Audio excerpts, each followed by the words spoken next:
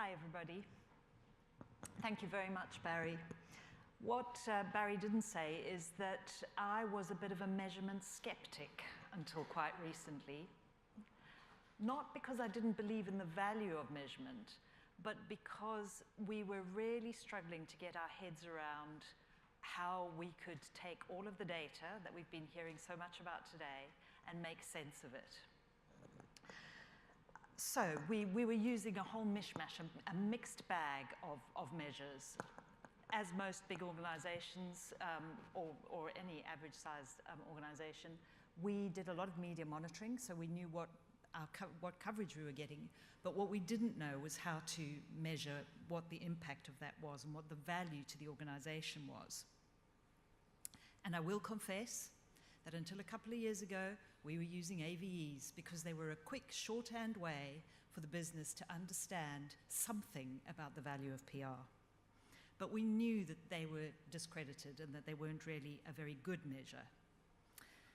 So around about the same time, we started doing an internal exercise with our PR team, our internal comms PR team. And it's worthwhile saying that the team at Slimming World is an internal team. We don't work with an agency. But we wanted to be able to benchmark the impact of our work and also be able to understand any issues that might affect and have an impact on our reputation. So at around about the same time as we were doing that internal work, we were working with Cision, and we started to be aware of and look at the AMEC framework and started to really be able to put some measures in place. And the key time of year for us to do that is January. And in the weight loss industry, January is the most important time of year. People are all very keen to do something about their weight and to change their behavior at that time of year. And if you don't have a successful January, the rest of the year is pretty lean and not in a weight management way. So it's really, really important that we have a great January. And it was a real opportunity for us to be able to demonstrate how we were having a real impact on the business and use that campaign, that January campaign, to be able to measure and show how we were to demonstrate what we were contributing. Because for a comms professional, being able to demonstrate how your campaigns help to communicate and achieve organization objectives, whether that's about raising awareness or building reputation or establishing credibility, putting communications at the heart of that activity is really, really empowering, as I'm sure most of you already understand. So, organization objectives are really important. At Slimming World, we're very lucky because we already have an internal process called Plan for Success. As individuals, as teams, as departments, we all subscribe to this. And we all work on setting goals and objectives that are tied to the organization objectives, planning, implementing, reviewing, and using that process iteratively to understand what we're all achieving. So being able then to apply the framework, the AMEC framework to that made perfect sense.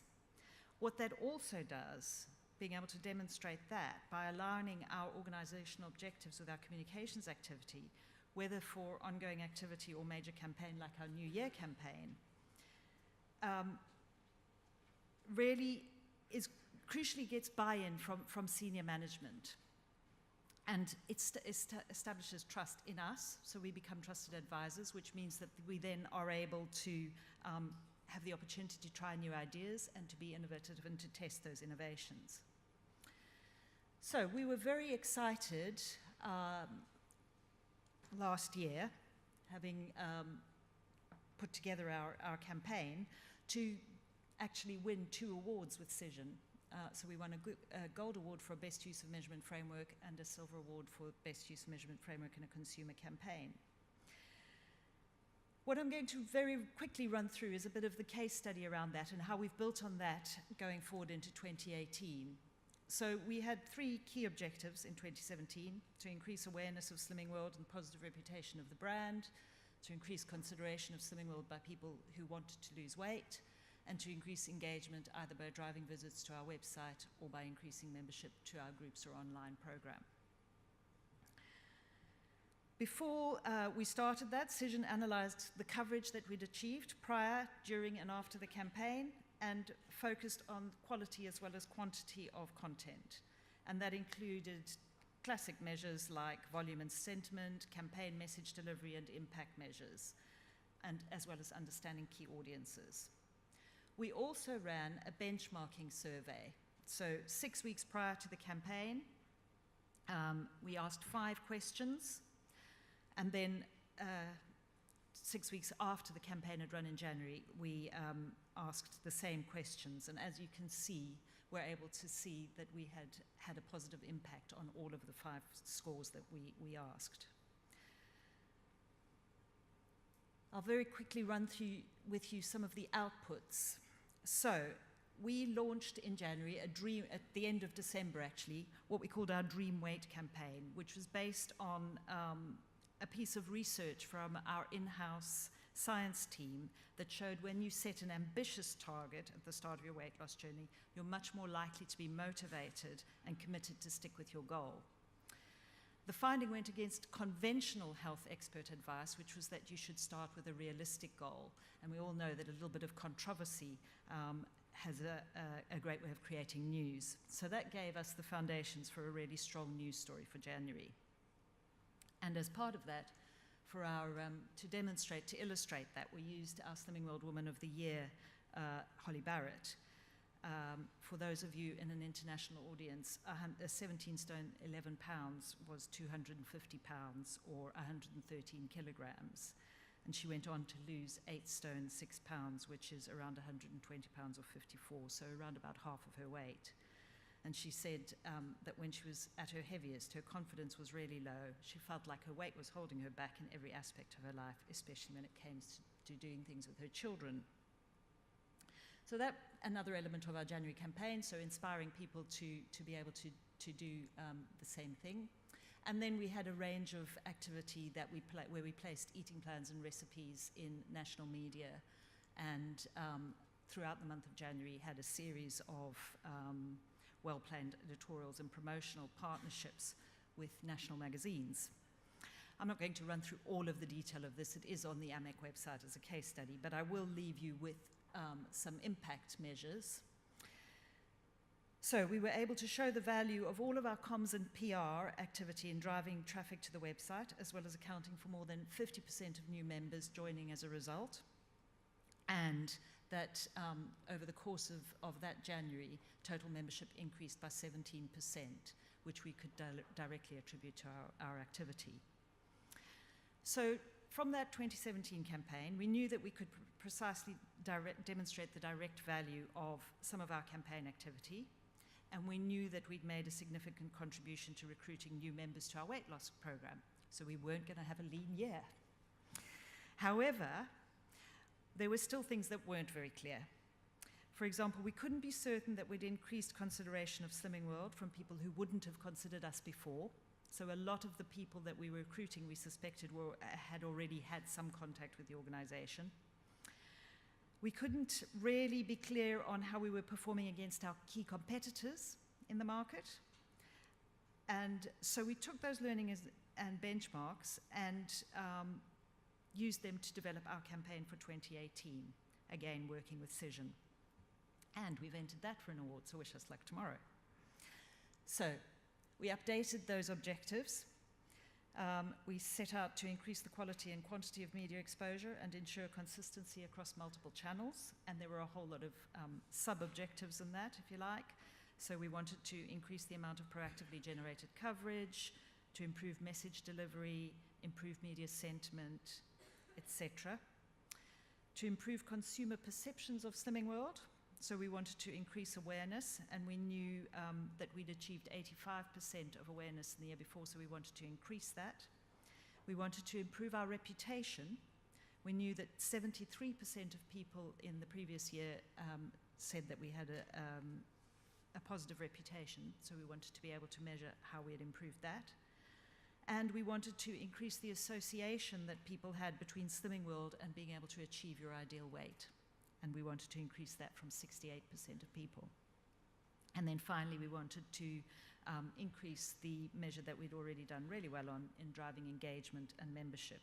So increase consideration, generate engagement on social media channels, and drive people to the Slimming World website and increase membership conversion rates. So, social media, there's been a lot of consistent themes around many of the things that I'm talking about today. Social media is very, very important to Slimming World. As an organization, we have a huge investment in a positive community. We know that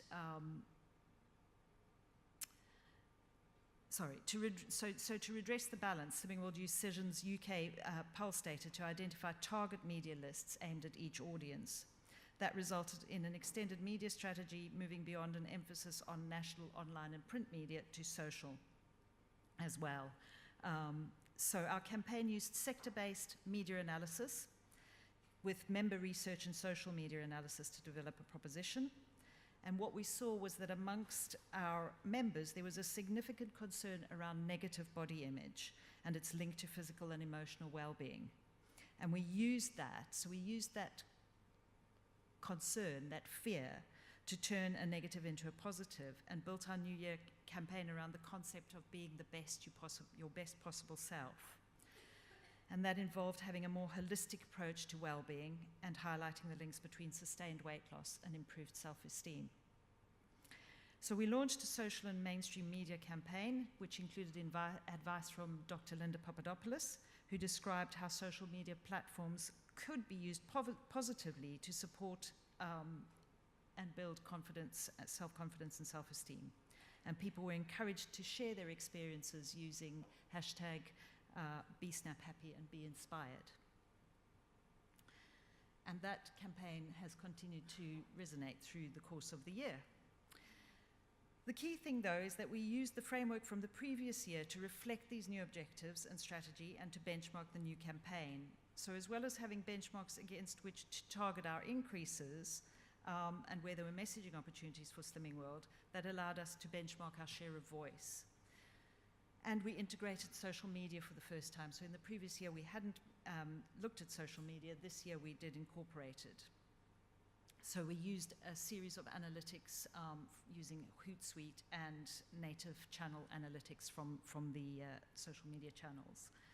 Slimming World's got a significant social media following. We have 1 million followers, members following us on Facebook. And as you would expect from a brand that's very focused on food and appearance, 664,000 followers on Instagram, as well as a good presence on Twitter and YouTube and Pinterest. So again, another theme that a lot of people have talked about today, I think, is integration across teams. So what we did is we worked very closely with our internal digital and business insights teams to start building in analytics from Google Analytics, Web Trends, Microsoft BI, so that we really could be starting to get a much deeper and bigger picture of what we were able to achieve.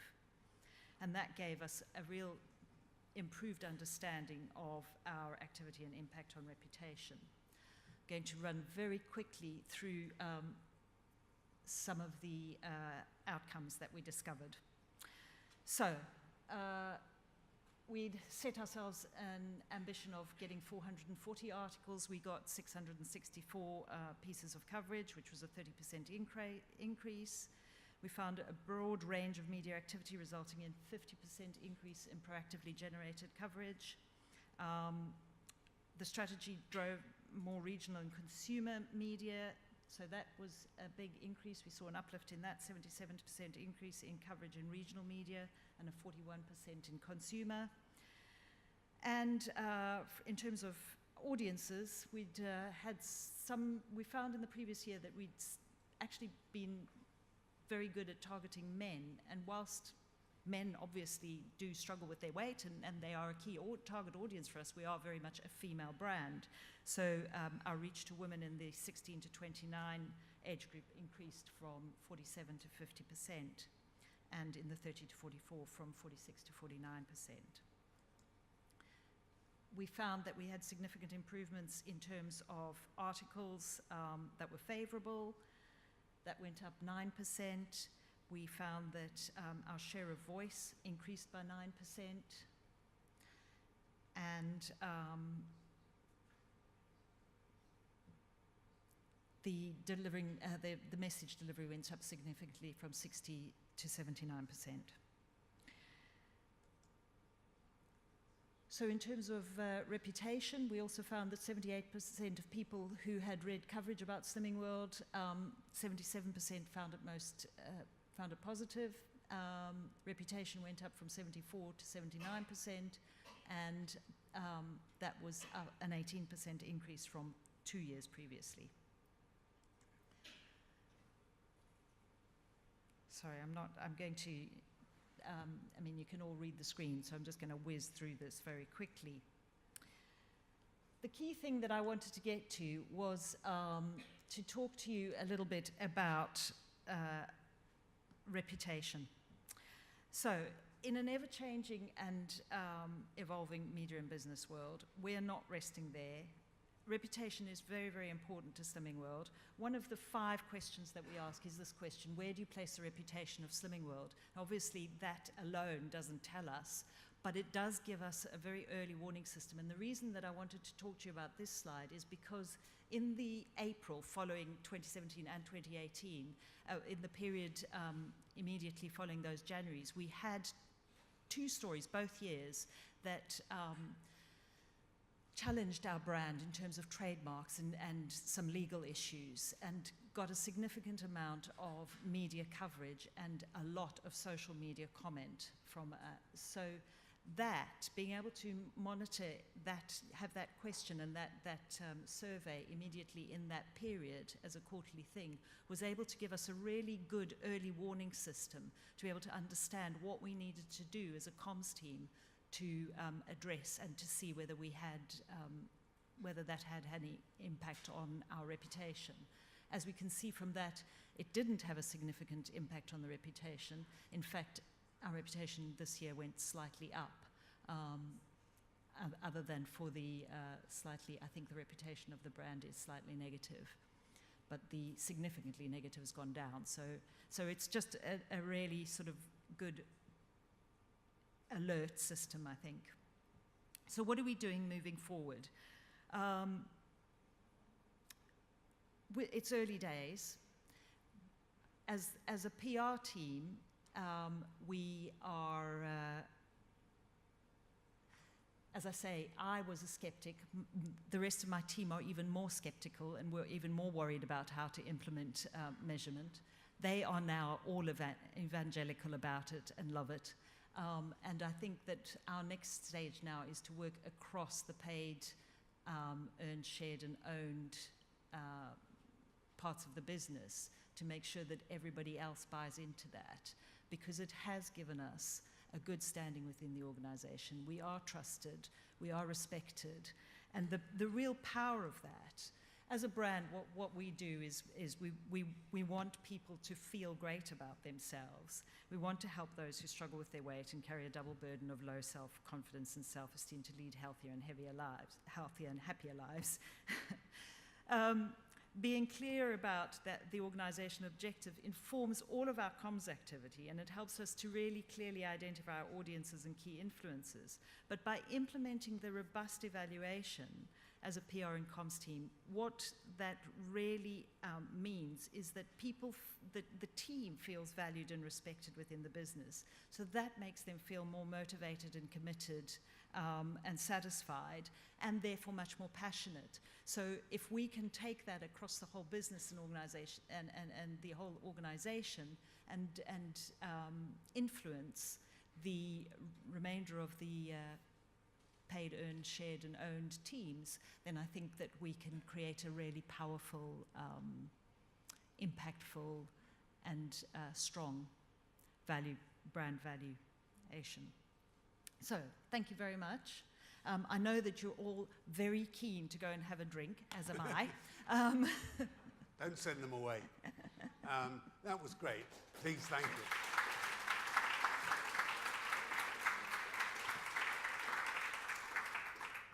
how fantastic to end the day with a case study from an organization, and indeed even a professional, who was at the very least measurement agnostic, to become evangelical about it. Marvelous stuff. Looking for a question. Can't ask Jenny to come all this way without at least one question from the floor. And we've got lots of ladies, although Jenny did say that lots of men are also interested in their weight, before I bury myself.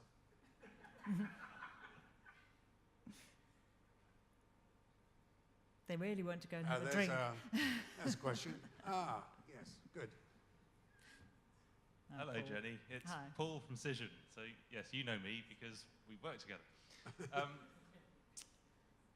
Just a question on how picking up on that last point about working across paid, owned, and earned, and integration with the rest of the business. How has the use of the framework changed the perception of the comms team? I mean, you talked about the self-esteem internally, but the perception of the comms team externally. Externally within the business. Within the business. The thing is, because we have that process that we go through, I think we are all respected, and we do have a strong mutual respect. I think what it's really about the self-confidence of the team, so they are able to really show and demonstrate the value of their work. So that's what makes them feel better respected, I guess. So it's about their own confidence in being able to represent what they do. And it's hard to show the value of PR without having some sort of measure, isn't it? You know, and there have been lots of questions today about, you know, how much do you actually demonstrate what you're not doing in PR, the stories that you're keeping out of the media, how do you demonstrate those, the value of that?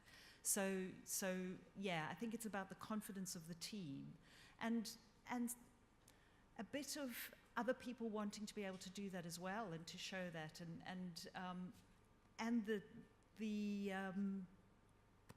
team spirit across the whole organization, really. I mean, one of the biggest challenges I think many businesses face is that competitiveness between marketing, PR, social. How do you harness that and bring that all together and make that all work as one, with one objective? Thank you.